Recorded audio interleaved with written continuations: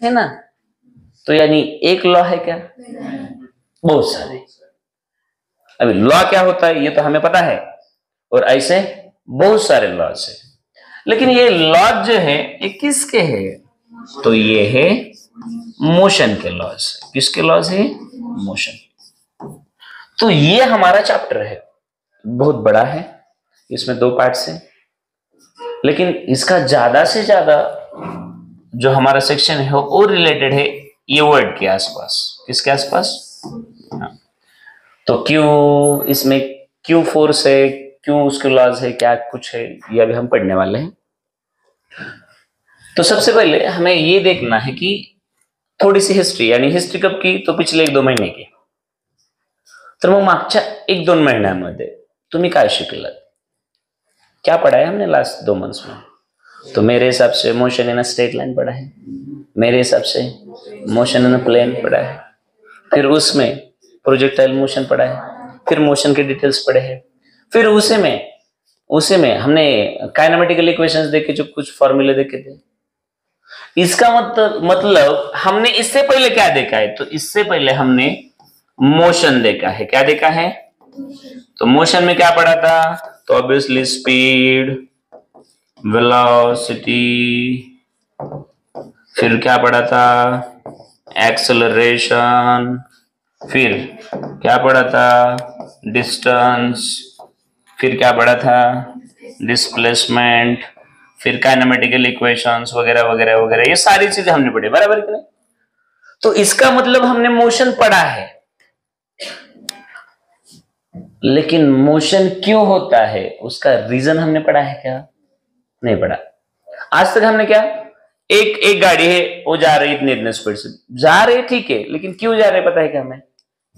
एक बॉल है तो असा फेकला किंवा एक बॉल आहे तो मोशन मध्ये आहे, पण मोशनचं रीजन, मोशन का कॉज जो है ना, मोशन का कॉज, ये मोशन क्यों है, यानी उसका रीजन क्या है, ये हमने नहीं पढ़ा था।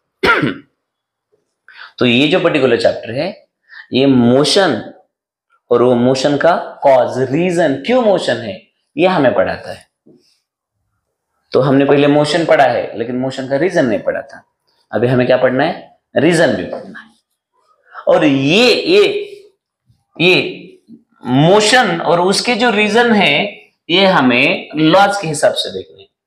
तो सबको पता है कि लॉ क्या होता है। अब लॉज यानी प्लूरल फॉर्म में है, तो लॉ क्या होता है तो सबको पता है, दैट इज वन स्टेटमेंट होता है ना, स्टेटमेंट अबाउट द हैपनिंग्स, जो नेचर में जो कुछ होता है ये बताने वाला एक स्टेटमेंट रहता है। और ये लॉ जो होते हैं वो कहां से आते हैं? एक तो हम नेचर को बार बार देखते हैं, यानी स्टेटमेंट अबाउट द हैपनिंग्स, और you can say behaviour of nature. Nature किस तरह से बिहेव करता है, निसर्ग कसा वागतो, हे सांगणारं स्टेटमेंट म्हणजे काय असतं? लॉ असतं। आता तुम्ही मला सांगा, ही पृथ्वी आहे तर चंद्र त्याच्या गोल फिरणार आहे ना? हे आपण फिरवलं नाही, आपण फक्त बघितलं आणि सांगितलं, बरोबर आहे ना? एक ऑब्जेक्ट मी सोडला की तो खालीच पडणार ना, मग मी त्याला खाली ओढला का नाही? अर्थ ने ओढला त्याला खाली। बरोबर है ना? तो लॉज, और ऐसे बहुत सारे लॉज हमें इसमें पढ़ने। तो चलो एक छोटा सा काम करना है अभी हमें एक क्या बोलते हैं, एक थ्योरी पढ़नी है। क्या पढ़नी है? थ्योरी। और वो थ्योरी लगभग 2500 साल पुरानी है। कब की है थ्योरी? 2500 साल पुरानी। म्हणजे कधीची थ्योरी आहे म्हटलं? ही 2500 वर्ष जुनी आहे। अरे बाबांनो, 2500 वर्ष कळतं ना? भारत स्वतंत्र होऊन जवळपास 70 वर्ष झाले म्हटलं, जवळपास 75 झालेत आपले, बरं 75 पकडा, किती झाले? छत्रपती 350 वर्षांपूर्वी होऊन गेले, मग 1000, 2000, आणि मी कधीच बोलतोय अप्रॉक्सिमेटली 2500 म्हटलं। तब की बात है, तब की अप्रॉक्सिमेटली। मग तिथे एक सायंटिस्ट झाला, एरिस्टोटल नाव देवा। काय झाला तो? एरिस्टोटल। अभी इसका अरिस्टोटल का एक थ्योरी है, लेकिन वो थ्योरी जो है वो थोड़ा सा रॉन्ग है, तो हम उसको फॉलोसी बोलेंगे, ठीक है। रॉन्ग है उसको, लेकिन वो क्या है, कारण अरिस्टॉटल नेमकं बोलला काय, तर आपण त्या अरिस्टॉटलचं बोलणं अगोदर आपण ऐकूया. बरं, अरिस्टॉटलने जे काही सांगितलं ते 2500 वर्षांपूर्वी मी जर म्हणत असेल की 2500 वर्षांपूर्वीचा वेळ, ती सिच्युएशन, तर मी म्हणेल अरिस्टॉटलने एकदम बरोबर बोलले म्हणेल, कारण त्यावेळेस ते बरोबर होतं. पण त्याच्यानंतर आम्ही त्याच्यावरती खूप सारी कामं केली, गॅलिलिओ, केपलर, कोपर्निकस आणि देन न्यूटन सर. आणि मग न्यूटन सर काय सांगणार, मग गॅलिलिओ काय सांगतो, आणि त्याच्या अगोदर समजा अरिस्टॉटल सर काय सांगतो. मग इतकी दिग्गज माणसं आहेत, मग सरांचं, अरिस्टॉटल सरांचं म्हणणं रॉंग आहे, मान्य आहे, पण त्यांचं म्हणणं हे आपल्यासाठी फाउंडेशन आहे सायन्ससाठी. मग ते कुठं रॉंग आहे आणि त्याच्यासाठी मग ते एक्सप्लेन करण्यासाठी कशा पद्धतीनं लॉ झाले, आणि तिथून मग आपला चॅप्टर ड्राईव्ह होतो. ना तर यायचं कुठली तर डेफिनेशन घ्यायची, ती 4 वेळा बघायची ना एक्झाम लावायचं नाही ना. मी आज 2023 मध्ये तुमच्यासोबत जी बडबड करतोय, त्या 2023च्या बडबडीसाठी मागच्या 2500 वर्षामध्ये सगळ्या सायंटिस्ट लोकांनी प्रयत्न केले असतील. मग मी फक्त त्यांचं रिप्रेझेंटेटिव्ह म्हणून तुमच्या समोर ते मांडतोय, त्यात माझं काहीच रोल नाहीये. मी फक्त काय म्हणतो की अरिस्टॉटल सर काय बोलले, गॅलिलिओ सर काय बोलले, आणि आईन्स्टाईन सर काय, न्यूटन सर काय बोलले, आणि आज एवढ्या वर्षांनी इथं सगळ्यात बरोबर कोणाचं आहे, तर न्यूटन सरांचं, म्हणून मी कोणाचं मांडणार आहे, न्यूटन सरांचं. पण न्यूटन सरांचं बरोबर म्हणायच्या अगोदर अरिस्टॉटल सरांनी काय चुकीचं सांगितलं हे मला सांगावं लागेल ना. That's why I am going to teach you Aristotle's fallacy. आपण म्हणूया काय बाबा तो चुकीचं बोलतो, आणि तुम्हाला आजही तुम्हाला ते बरोबर वाटतं. मला तर आजही बरोबर वाटतं. 2500 वर्षापूर्वी सांगितलेलं मला आजही बरोबर वाटतं. मला तर खरं तर ऍक्च्युली न्यूटन सरांचं बरोबर आहे बरं का, पण वरवर तर मला जास्त बरोबर कोणाचं वाटतं, अरिस्टॉटल सरांचं. चुकीचं कोणाचं वाटतं, न्यूटन सरांचं. ही मजा आहे बरं का, पण बरोबर कोणाचं आहे, न्यूटन सरांचं, आणि चुकीचं कोणाचं आहे, पण वाटतं काय कोणाचं, म्हणजे असं आहे, आता सुद्धा असं आहे, आणि मी तो प्रूव्ह करून दाखवणार आहे. बघा आता मजा कशी, नीट बघायचं. तर समजा आता इमॅजिन करा माझं ड्रॉइंग खूप छान असल्यामुळे मी इकडे बोलतो. आपको बैलगाड़ी पता है, बैलगाड़ी? ओके. गंपू बैलगाड़ी पता है? ये बोलो क्या सर, डेली मैं तो खींचता हूं. पता है तुझे? तुम्ही दोघच हा दोघच. ए मला सांग, आपल्याकडे बैलगाडीला किती बैल असतात? तसं काय नसतं.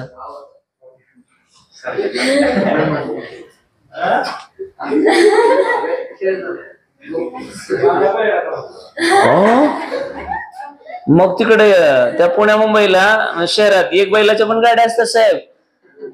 जास्त नाटकं केली ना. तुम्हाला माहिती आहे ना, एक गाडी असते आणि त्याला एकच बैल असतो, कारण 2 बैलांचा खर्च त्यांना परवडत नसतो. सिरियसली ती फॅक्ट आहे. घोडागाडी मुंबईला कधी गेलास का? ताज हॉटेलच्या समोर तू पाहिलं असेल, एकच घोडा असतो. सिरियसली.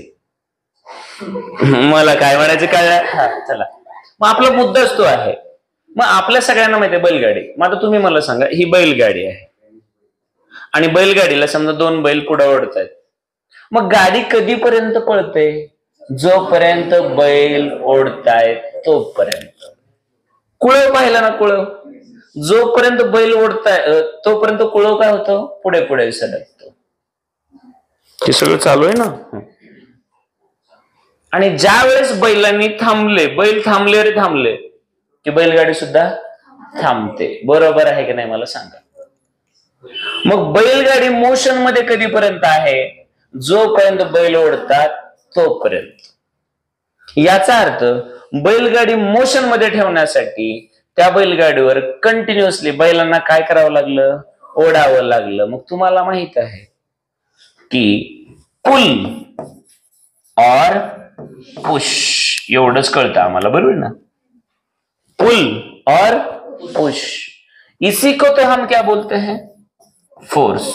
तो इसका मतलब अगर वो बैलगाड़ा अगर हमें खींचना है तो उस बैल को उस गाड़ी के ऊपर कंटिन्यूअसली क्या एग्जर्ट करना पड़ेगा, और जैसे ही फोर्स बंद वैसे ही मोशन बराबर है कि नहीं, बराबर है कि नहीं। तो यही तो एरिस्टोटल सर ने बोला था, यही तो एरिस्टोटल सर ने बोला है कि अगर कोई ऑब्जेक्ट हमें कंटिन्यूअस मोशन में रखना है तो कंटिन्यूअसली उसके ऊपर क्या डालना पड़ेगा, फोर्स डालना पड़ेगा। फिर ये सही है गलत है, तो ये बिल्कुल सही है, ऐसा हमें लगता है। मैंने पहले बोला था कि न्यूटन सर का सही है लेकिन हमें क्या लगता है गलत, और एरिस्टोटल सर का गलत है लेकिन हमें क्या लगता है सही। यही तो मैं बता रहा हूं, इसलिए 2500 साल से आज भी एरिस्टोटल सर का 2 मिनट में समझ में आता है, न्यूटन सर का नहीं आता। तो आपको यही तो साइंस की दिक्कत है कि जो सबसे सिंपल, सबसे अच्छा है, सबसे सही है, वो समझाने में दिक्कतें आते हैं, और जो सही नहीं है वो तो हम समझ में आता है कि ये ऐसा है कि अगर कोई किसी ऑब्जेक्ट को हमें कंटिन्यूअसली मोशन में रखना है, मात्र त्याचे उदाहरण, ट्रैक्टर है, ट्रैक्टर के पीछे क्या है, ट्रेलर, वो खींच रहा है, जैसे उसने खींचना बंद, वो भी बंद हो जाए, ज्यादा से ज्यादा थोड़ा आगे जाके बंद हो जाएगा, बराबर कि नहीं। तो इसका मतलब एरिस्टोटल सर ने क्या बोला था, तो एरिस्टोटल सर ने बोला था if an object is if an object is in motion बघा, अगर कोई ऑब्जेक्ट मोशन में है तो कब तक मोशन में रहेगा, जब तक उसके ऊपर, तो इसका चाहे तो हम इसका मोशन, इसका ऐसे बोल सकते हैं, if an object wants to continue in motion, then there is need of continuous अगर किसी ऑब्जेक्ट को हमें क्या करना है, कंटिन्यू मोशन में रखना है, तो कंटिन्यू उसके ऊपर क्या डालना पड़ेगा, आपका फोर्स खत्म, आपका मोशन खत्म। ये बात किसने बोली थी, एरिस्टोटल सर ने बोली थी। तो उसके बाद लगभग आप ऐसा सोच सकते हो कि लगभग 2000 साल किसी ने उसके ऊपर कुछ नहीं बोला। इसका मतलब बीच में 2000 साल में जो लोग हुए वो बेवकूफ थे क्या, बिल्कुल नहीं, लेकिन ज्यादा से ज्यादा लोगों ने ये एक्सेप्ट किया। आज भी हमें सही लगता है, बराबर कि नाही, ज्यादा से ज्यादा लोगों ने हे ऍक्सेप्ट किया की भाई हे सही आहे. मग कोणच काय बोललं नाही. मग तुम्हाला माहित आहे कधीतरी अशी माणसं येतात ती विचार करायला लागतात, मग त्यांना त्याच्यात काहीतरी प्रॉब्लेम वाटतो आणि मग ते म्हणतात नाही यार इसमें, मग ते तुम्हाला प्रद्युमन माहित असेल, प्रद्युमन ते लगेच म्हणतात दया इसमें कुछ तो गड़बड़ है, बराबर कि नहीं. फिर गैलीलियो सर भी सोचने लगे कि आइजैक पता है ना, न्यूटन सर, हाँ न्यूटन इसमें कुछ तो गडबड आहे, बरोबर आहे की नाही. मग त्यांनी त्याच्यावरती काम करायला चालू केलं आणि मग त्यांच्या लक्षात जे आलं आणि जे गॅलिलिओ सरांना कळालं, गॅलिलिओ सर एक्सपायर झाल्यानंतर न्यूटन सर जन्मले. मग न्यूटन सरांनी पण त्याच्यावरती काम केलं आणि जे न्यूटन सरांना कळालं तेच न्यूटनचे लॉज म्हणून आज सगळ्या जगाला माहित आहे. मग आता आपल्याला माहित आहे की एक गाडी जर कंटिन्यू मोशन मध्ये ठेवायची असेल तर कंटिन्यू फोर्स टाकावा लागेल असं आपल्याला आता वाटतं, आणि हे कोण बोललं, एरिस्टॉटल सर. पण आता तुमच्या हे लक्षात यायला पाहिजे की न्यूटन सर काय म्हणतात. न्यूटन सर खूप वेगळं बोलतात, नीट बघा. न्यूटन सर काय म्हणतात की जर एक ऑब्जेक्ट कसा असेल, मोशन मध्ये असेल, काय असेल, जर एक ऑब्जेक्ट मोशन मध्ये असेल आणि त्या केसमध्ये जर त्या ऑब्जेक्ट वरती कुठलाच फोर्स पडत नसेल, म्हणजे नेट फोर्स 0 असेल. कसला फोर्स, नेट फोर्स, म्हणजे खूप सारे फोर्सेस पडत असेल, एकमेकांना कॅन्सल करत असतील, तर नेट फोर्स किती आहे, 0. तर त्या केसमध्ये तो ऑब्जेक्ट आहे तसाच मोशन मध्ये राहील. हे काय बाबा, पहिल्यांदा काय म्हणले, जर बैलगाडीला कंटिन्यू ओढायचं असेल तर बैलांना कंटिन्यू काय लावावं लागेल, फोर्स. कोण म्हणलं, अरिस्टॉटल सर. पण आता न्यूटन सर काय म्हणतात, एक ऑब्जेक्ट मोशन मध्ये आहे तर तो कंटिन्यू मोशन मध्ये जर ठेवायचा असेल तर त्याच्यावर कुठलाच फोर्स नाही पडला पाहिजे, असं कोण म्हणतंय. आता मला सांगा, हे 100% सरांचं बरोबर आहे, पण आपल्याला काय वाटतंय, बरोबर आहे ना. हीच तर फिजिक्सची, म्हणजे ज्याला आपण म्हणू ब्युटी ऑफ सायन्स, हेच तर म्हणजे तुमच्या लक्षात यायला पाहिजे. अरे कुठल्या लेवलचं नॉलेज आहे, तुम्ही सांगितलं काय, आम्ही 2000 वर्ष मानलं काय, आणि आज तुम्ही आम्हाला काय सांगायला लागलं. तर बाळांनो, हेच समजून सांगण्यासाठी मग न्यूटन सरांनी इतक्या वेगवेगळ्या पद्धतीने एक्झाम्पल्स घेतले आणि सगळ्या जगाला ते एक्सप्लेन करून सांगितले. मग याचं एक सुंदर उदाहरण, समजा तुमच्याकडे एक ऑब्जेक्ट आहे रेस्ट. मग आपण एक्झाम्पल घेऊया आपल्या ट्रायपॉडचं. आता हा ट्रायपॉड एक ऑब्जेक्ट आहे ना, म्हणजे याला काही ना काही काय असेल, मास. आता याला मास आहे, मला, तुम्हाला, ह्या ऑब्जेक्ट्सला. मग प्रत्येक मास, त्या मासकडे एक प्रॉपर्टी असते ना, each and every mass attracts another mass, बरोबर ना, and that force is known as gravitation. मग या ऑब्जेक्ट वरती आता हा डायस फोर्स टाकत असेल की नाही, बरोबर आहे की नाही, बरोबर आहे ना. मग मला सांगा, तुम्ही प्रत्येक जण इथं बसल्या याच्यावर फोर्स टाकत असेल की नाही, तुमच्या बॅग्स, तुमचे चष्मे. मग याचा अर्थ एवढे सगळे फोर्सेस पडत असताना सुद्धा हा कसा आहे, बरोबर आहे ना. मग हा आहे त्या सिच्युएशन मध्ये राहतोय आणि सगळे फोर्सेस त्याच्यावर पडत आहेत, पण तरी तो त्याच्या पोझिशन मध्ये किंवा मोशन मध्ये कसलाच फरक करत नाही. मग तुम्ही म्हणाल सर रेस्ट आहे म्हणून, बरं रेस्ट जरी असला तरी त्याची वेलोसिटी 0 मीटर पर सेकंद आहेच ना, बरोबर आहे की नाही, किती आहे. मग या केसमध्ये याच्यावर फोर्सेस पडतात का, पडतात. किती पडतात, n नंबर ऑफ फोर्सेस पडतात, पण नेट फोर्स मात्र किती आहे, कारण ते एकमेकांना कॅन्सल करून टाकतात. आणि मग बाळांनो, नेट फोर्स 0 आहे, म्हणून याच्यात कसलाच बदल झालेला नाही. मग ठीक आहे, लोकांना रेस्ट कळालं, लोक म्हणले हे सोपं होतं, मोशनचं कसं काय. मोशनचं सुद्धा समजावून सांगतो. इमॅजिन करा की तुमच्याकडं एक फुटबॉल आहे. काय आहे, फुटबॉल आहे. मग हे ग्राउंड आहे, हा बॉल आहे, आणि समजा आता हा रेस्ट मध्ये आहे.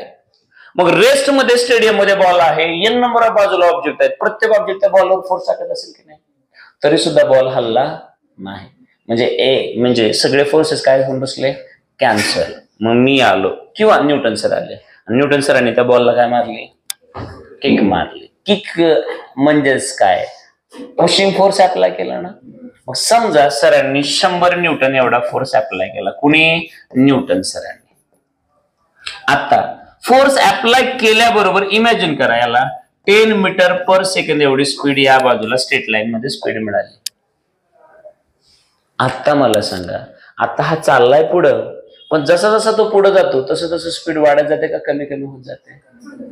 मग न्यूटन सरांच्या म्हणण्यानुसार 10 मीटर पर सेकंद कंटिन्यू तसेच राहायला पाहिजे ना, कुठं पण गेला तो कधीच थांबणार नाही, असं न्यूटन सरांना वाटतं ना. कारण एकदा फोर्स लावला त्याला किती स्पीड मिळाली, 10 मीटर पर सेकंद. युनिफॉर्म आहे की नाही. आता त्याची स्पीड वाढायला पण नाही पाहिजे आणि कमी पण व्हायला नाही पाहिजे, असं कोण म्हणतं, न्यूटन सर. कारण एखादा ऑब्जेक्ट जो मोशन मध्ये आहे त्याच्यावर कुठलाच फोर्स ऍक्ट होत नसेल तर तो आहे तशी स्पीड मेंटेन करायला पाहिजे. पण आपल्या हे लक्षात येत नाही, ज्यावेळेस हा ऑब्जेक्ट ग्राउंड वरून जात असतो त्यावेळेस सगळ्यात मोठा इथं फ्रिक्शनल फोर्स असतो, बरोबर आहे की नाही. मग फ्रिक्शनल फोर्स मोशनला अपोज करतो, पुढे जाऊ देत. दुसरी गोष्ट, त्या मासला खाली ओढणारं ग्रॅव्हिटेशन असतंच ना, बरोबर आहे की नाही. तिसरी गोष्ट, इथं एअर असते, एअरचा रेजिस्टन्स म्हणजे एअर फ्रिक्शनच म्हणूया, ते पण असतं की नाही बाळांनो. मग मला सांगा, एवढे सगळे फोर्सेस या बॉलच्या मोशनला काय करत असतात, अपोज करत असतात, म्हणून त्या बॉलची स्पीड युनिफॉर्म राहत नाही, हळूहळू काय होते, कमी कमी होते.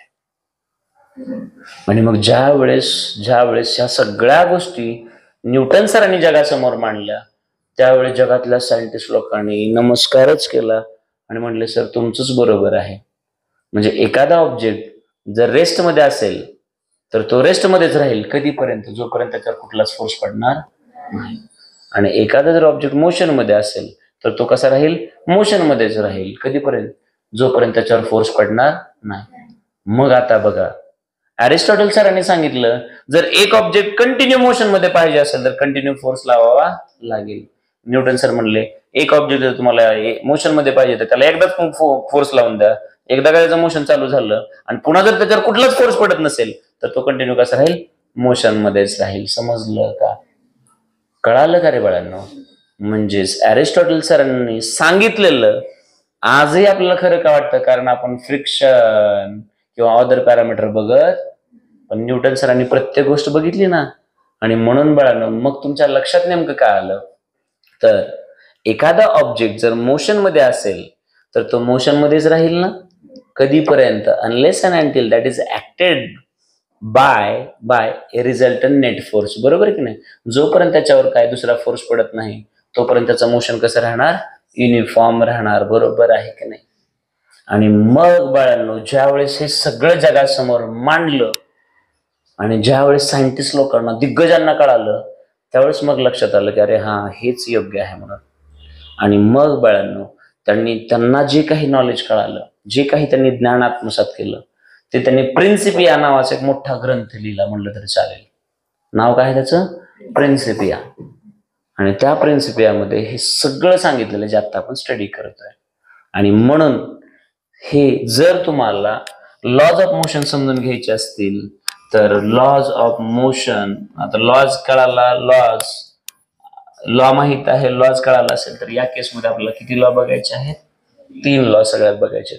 आणि ह्या 3 लॉच्या मदतीने न्यूटन सर सगळं जगातलं सगळ्या प्रकारचं मोशन काय करतात, मोशन एक्सप्लेन करतात. लक्षात आलेलं आहे का? कळालं का? मग आपण कुठपर्यंत आपली गाडी पोहोचली 100% लक्षात आलं. इथपर्यंत मी जे काही सांगितलं, जी काही हिस्ट्री बघितली, जो काही इंटरेस्ट क्रिएट झाला, जे काही खरं खोटं वाटत होतं ते सगळं समजलेलं आहे का? मग आपण आजपर्यंत काय शिकलो, आपल्याला काय वाटत होतं, ह्या सगळ्या गोष्टींना आता आपण कुठल्या स्टेजला पोहोचलो हे क्लिअर झालं का? मग जर हे सगळं समजलं असेल बाळांनो तर आता नीट समजून घ्यायचं आहे एकदम व्यवस्थितपणे. तर लॉज म्हटल्यानंतर टोटल किती लॉज आहेत? 3 लॉज आहेत. तर मजा अशी आहे बाळांनो, 3 लॉज आहेत. पहिला लॉ कशाबद्दल बोलतो, दुसरा लॉ कशाबद्दल बोलतो, तिसरा लॉ कशाबद्दल बोलतो. तर म्हणाल हे असलं काय, आम्ही तर 9वी 10वीला वेगळं शिकलो, कारण 9वीला लॉज ऑफ मोशन चॅप्टर आहे, त्यात सुरुवातच अशी आहे. मला माहित नाही तुम्ही कुठल्या प्रश्न शिकला, पण 3च्या 3 लॉज कशाशी रिलेटेड आहे. मग पहिल्यामध्ये काय आहे, तर पहिल्यामध्ये फोर्स बद्दल फक्त आपल्याला क्वालिटेटिव्ह कळतं. कसलं कळतं? गुणात्मक, की बाबा हे फोर्स नेमकं काय असू शकतं. दुसऱ्या लॉ मध्ये फोर्स आपल्याला क्वांटिटेटिव्ह कळतो. कसा कळतो? क्वांटिटेटिव्ह कळतो, म्हणजे इथं संख्यात्मक. मग संख्यात्मक म्हटलं की स्ट्रॉंग फॉर्म्युला, कॉन्सेप्ट, युनिट्स वगैरे वगैरे. आणि तिसऱ्या लॉ मध्ये न्यूटन सर सांगतात की फोर्स हा खूप भित्रा आहे बरं का, खूप भित्रा आहे फोर्स, खूप घाबरट आहे. तो एकटा कधीच नसतो. बरोबर आहे की नाही? भिणारे लोक एकटे नसतात ना. हा, तर फोर्स हा ऑलवेज कसा असतो? जोडीने, म्हणजेच लाईक पेअर. म्हणजेच बरोबर आहे का? चप्पल पता है आपको? वही हाथ में रहती हो. मग चप्पल म्हटलं एक चप्पल असते का? जोडी असते. मग तिसरा लॉ सांगतो फोर्स हा ऑलवेज कसा असतो? चप्पल सारखा जोडीने असतो. आणि मग सगळ्या गावाला हा 3 नंबरचा जो लॉ आहे ना, तो सगळ्यांना इतका असला आहे ना, तो पाठ करा न करा तो पाठ झालेला असतो. Every action there is always equal and opposite. बरोबर ना? तुम्ही भिंतीला जोरात मारा, ऑटोमॅटिकली भिंत तुम्हाला जोरात मारते असं म्हणतात. कुणाचा विश्वास नाही याच्यावर? हात वर करा प्लीज. कुणाचा ज्याचा विश्वास नाही? एकाने बसून मी तुम्हाला इथं प्रॅक्टिकल दाखवू का? प्रॅक्टिकल प्राची यायचं आणि त्या भिंतीवर जोरात आपटायचं. हा, मला तुमच्या डोक्यात इंटरेस्ट नाही, मला त्या भिंतीला विचारायचं तिला लागलं का. बरोबर आहे की नाही. आयशा म्हणते, आयशा हात वर करेल, मी मारायचं. नको नको, मला भिंत पाडायची नाही. मग मजा अशी आहे की हे तुम्हाला माहित आहे, तुम्हाला माहित आहे सगळं, हे माहित आहे, हे सगळ्या गावाला माहित आहे. F = मास इंटू, हेही माहित आहे. पण ही नाही कॉन्सेप्ट, ही नाही सुरुवात. आणि म्हणून आम्हाला अगोदर काय शिकावं लागतं, फर्स्ट लॉ. एकदा का आम्हाला फर्स्ट लॉ शिकलो आम्ही, की फर्स्ट लॉ शिकत असताना एक इनर्शिया नावाचं पिल्लू जन्माला येतं. मग फर्स्ट लॉ मध्ये आम्हाला इनर्शिया असतो, त्यालाच लॉ ऑफ इनर्शिया म्हटलं तरी चालेल. मग आम्हाला अगोदर इनर्शिया बघावा लागतो. इनर्शिया बघायचा झाल्यानंतर पहिला लॉ झाला रे झाला की मग आम्ही दुसऱ्या लॉ कडे जातो आणि मग तिसरा लॉ. लक्षात आलं का. तर सगळ्यात कमी वेळ लागतो मला